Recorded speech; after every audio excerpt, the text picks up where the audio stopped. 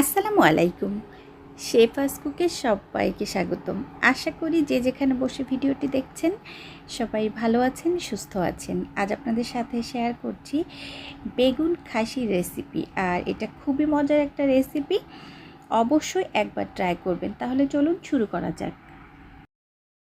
প্রণালী। প্রথমেই আমি আমার গাছ থেকে বেগুন ছিঁড়ে নিয়ে এসেছি, একেবারে টাটকা বেগুন। এই গাছে আমার এই কটা বেগুনি হয়েছিল, তো সেটা দিয়ে আমি রেসিপি তৈরি করে দেখাচ্ছি। এখন আমি এই বেগুনগুলোকে কেটে নিব। তো বেগুনগুলোকে আমি কেটে নিয়েছি, কেটেই সাথে সাথে পানির মধ্যে রেখেছিলাম যাতে করে কালো না হয়ে যায়। আর অবশ্যই বেগুন কেটে পানির মধ্যে রাখবেন, তাহলে কালো হবে না। এখন ভালো করে ধুয়ে নিয়েছি, এর সাথে লবণ এবং হলুদ দিয়ে আমি এটাকে 10 মিনিটের জন্য মাখিয়ে রাখবো। আর বেশি সময় ধরে মাখিয়ে রাখলে কিন্তু বেগুন থেকে অনেকটা পানি ছেড়ে দিবে। তো মাখানো হয়ে গিয়েছে, এই পর্যায়ে আমি 10 মিনিট পর ভাজি করতে চলে এসেছি। আমি চুলায় একটা প্যান আগে থেকে বসিয়ে একটু তেল দিয়ে রেখেছিলাম তো এখন তেলটা গরম হওয়া পর্যন্ত অপেক্ষা করছি। তো এরই মধ্যে তেলটা গরম হয়ে গেছে, এখন আমি সেই বেগুনগুলো দিয়ে দিচ্ছি।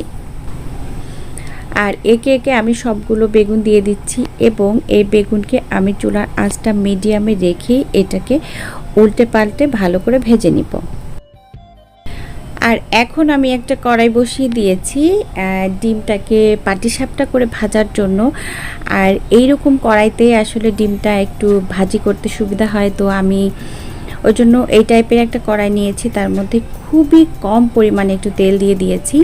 আর এখানে যদি আপনারা বেশি পরিমাণে তেল দিয়ে দেন, তাহলে কিন্তু ডিমটা যখন আপনি ঘোরাবেন তখন কিন্তু ডিমটা আর ঘুরতেই চাইবে না, মাঝখানেই থেকে যাবে। ওই জন্য কম তেল দিয়ে এটাকে ঘোরাতে হবে। তো যখন তেলটা গরম হয়ে গেছে সেই পর্যায়ে আমি একটা ডিম নিয়ে নিয়েছি। আর এর মধ্যে সামান্য লবণ দিয়ে একটা কাঁটা চামচ দিয়ে ভালো করে এটাকে ফেটিয়ে এখন আমি দিয়ে দিলাম কড়াইয়ের মধ্যে। আর এটাকে এখন আমি একটু পাটিসাপটার মতো করে ভেজে নিব। জাস্ট এটাকে একটু ঘুরিয়ে ঘুরিয়ে পাটিসাপটার মতো করে এটাকে ভেজে আমি পিচ পিচ করে কেটে নিচ্ছি। ডিম ভাজা হয়ে গিয়েছে, এটা পাশে রেখে আমি যে বেগুনটা ভাজতে দিয়েছিলাম সেখানে চলে আসলাম। তো বেগুনও কিন্তু আমার ভাজা হয়ে গিয়েছে। আসলে আমি এর থেকে আর কালার করতে চাচ্ছি না বেশি। এর মধ্যে বেগুনটা ভাজা হয়ে গিয়েছে, এখন আমি তুলে নিচ্ছি। তুলে নিয়ে এই কড়াইয়ের মধ্যে আমি যে বাকি বেগুনগুলো আছে সেগুলা দিয়েও ভেজে নিব।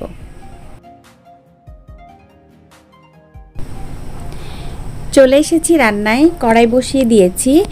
আর কড়াইটা যখন গরম হয়ে গেছে ওই পর্যায়ে আমি এখানে একটু তেল দিয়ে দিচ্ছি। আর যেহেতু নারকেলের দুধ দিয়ে রান্না করব, তাই তেলের পরিমাণটা একটু কমই দিচ্ছি। তো তেলটা যখন গরম হয়ে গেছে সে পর্যায়ে আমি একটু পেঁয়াজ কুচি দিয়ে দিয়েছি। আর এই পেঁয়াজটাকে একটু ভালো করে ভেজে নিব। কিছুক্ষণ পর পেঁয়াজ যখন ভাজা হয়ে গিয়েছে তখন আমি এর মধ্যে দিয়ে দিচ্ছি এলাচ আর দারচিনি, আর দিয়ে দিচ্ছি একটা তেজপাতা। আর এই রেসিপিতে অবশ্যই গরম মশলা ব্যবহার করতে হবে। তো এখন আমি আরও কিছু সময় ধরে একটু ভেজে নিচ্ছি আর নাড়াচাড়া করছি। এখন যখন ভাজা হয়ে গিয়েছে তখন মশলা অ্যাড করে দিচ্ছি। আর এখানে দিয়ে দিচ্ছি 1 টেবিল চামচ পরিমাণ পেঁয়াজ বাটা। আর এখন দিয়ে দিচ্ছি 1 চা চামচ পরিমাণ জিরা বাটা। এখন দিচ্ছি 1 চা চামচ পরিমাণ আদা বাটা। আর দিয়ে দিচ্ছি 1 চা চামচ পরিমাণ রসুন বাটা। তো সব কিছু দিয়ে আমি এখন ভালো করে নাড়াচাড়া করব।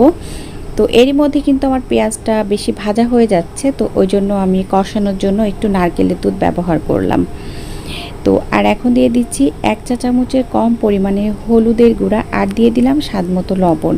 আর আজকে রেসিপিটা করছি নারকেলের দুধ দিয়ে, আর বেগুন খাসিটা মূলত নারকেলের দুধ দিয়েই করতে হয়। যদি কারো কাছে নারকেলের দুধ না থাকে তাহলে কিন্তু আপনারা গরুর দুধও ব্যবহার করতে পারেন।